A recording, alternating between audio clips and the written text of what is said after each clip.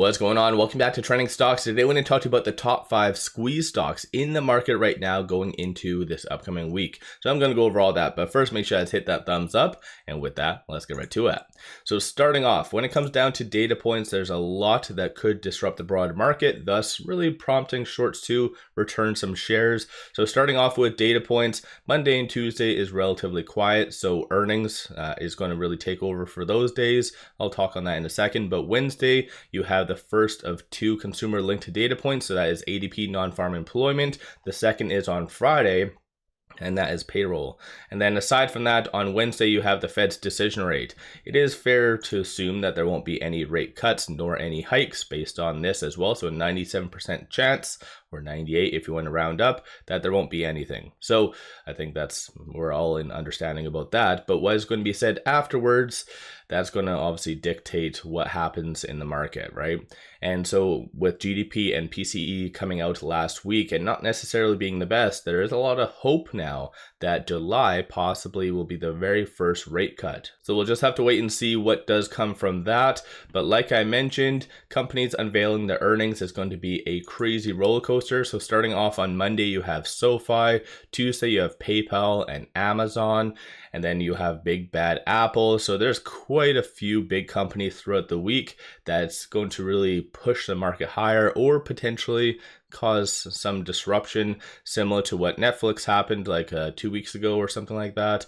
Apple is going to be a very big one to watch. So I think all in all, pretty exciting week. And then even going into this week though, the fear and greed index is starting to go up slightly. So it is currently at 42. And just to give you an overview, 1 week ago, it was at 32. So people's appetite for risk is starting to warm up slightly. So just something to consider. But moving on, so getting right to it though, stock number 5 is this. So that is RILY Financial. So on Friday, it did go up 6.14%. Over this last 1 year, it is up 25.28%. This is what they do. So in case you don't know, but this company is really followed by retail. So I'm sure most of you do already know what this company does. And just obviously for transparency, I have vetted to ensure that a lot of these companies have not done a recent reverse stock split. This one's done one obviously in 2014, but nothing recent because of course any recent companies typically do skew these numbers right here. So 67.23% of the free float is being shorted. On Friday, shorts did return 453,000 shares, 10.7 million shares overall are being shorted. Utilization is at 98.02%, and then short score is 90.73. And just so you're aware, for this video, I am going based on the short interest percentage, so higher down, top down, and whatever. But cost to borrow average is 85.71, and through Interactive Brokers, it does indicate that there is 0 shares available to be shorted. So something kind of to consider. So let me know your thoughts on that in the comments below. Moving on to stock number 4, another very popular retail one. So BMEA Fusion on Friday did go up 2.96%, and over this last year it is down 65.26 and 25.76% just in 2024 alone. This is what they do. So biotech based out of Redwood.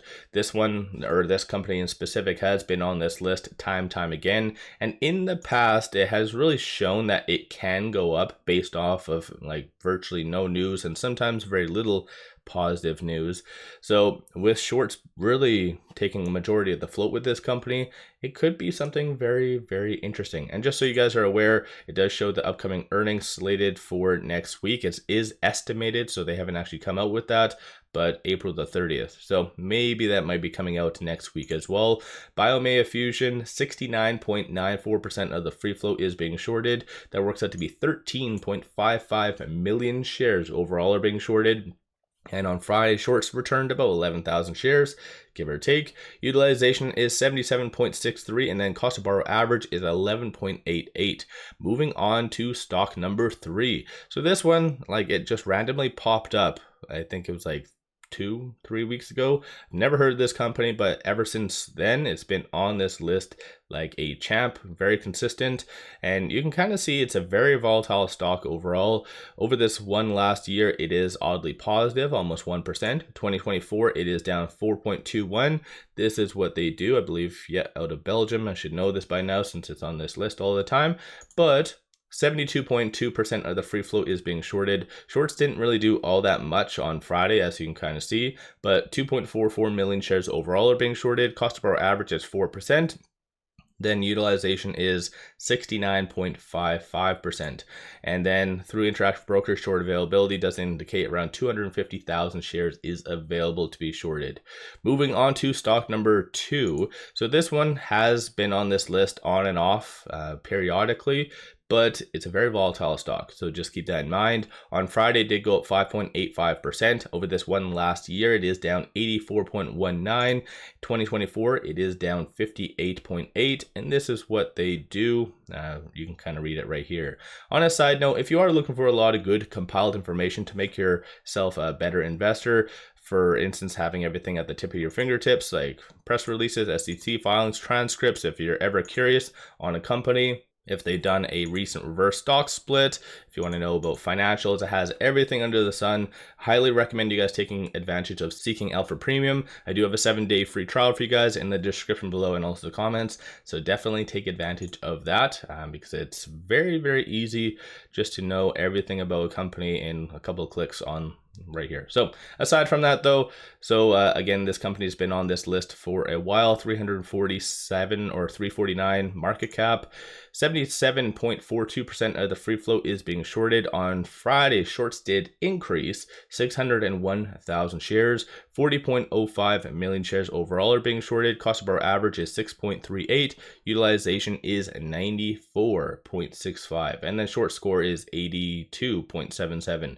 And then, so yeah, pretty interesting stuff. Through Interactive Brokers, it does have about 65,000 shares available to be shorted. And that seems to be kind of the mean a little bit on the high end over this last little bit. And then moving on to stock number 1, that is this right here. So ticker is AIH. On Friday, it did go down 8.49%. After hours, it's kind of making it back up, so 5.51%. Over this last 1 year, down 61.88. 2024, down 37.63.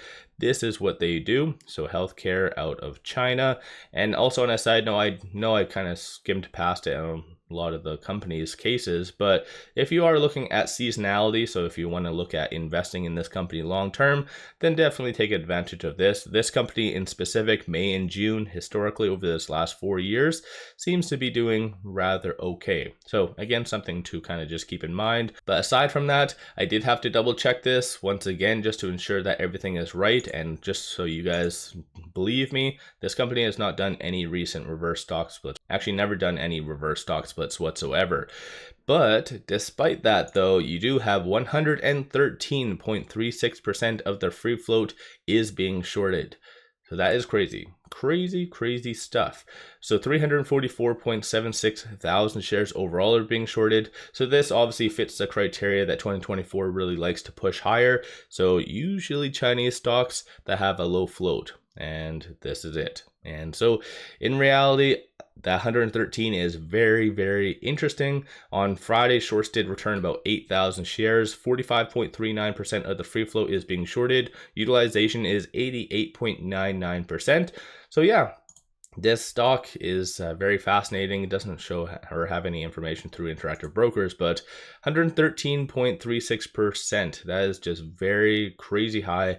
And of course, I think almost every week there's been one of these kind of stocks that fits this MO. So a low float and based out of China that usually does squeeze. So maybe this one might be, I guess, the one to essentially add to your watch list. And you can see based on here, it is a very volatile stock, but it's really proven itself that it can easily go up over the last little bit. So let me know your thoughts. Don't forget to hit that thumbs up. What other stocks do you feel is going to be a squeeze this week, and potentially why?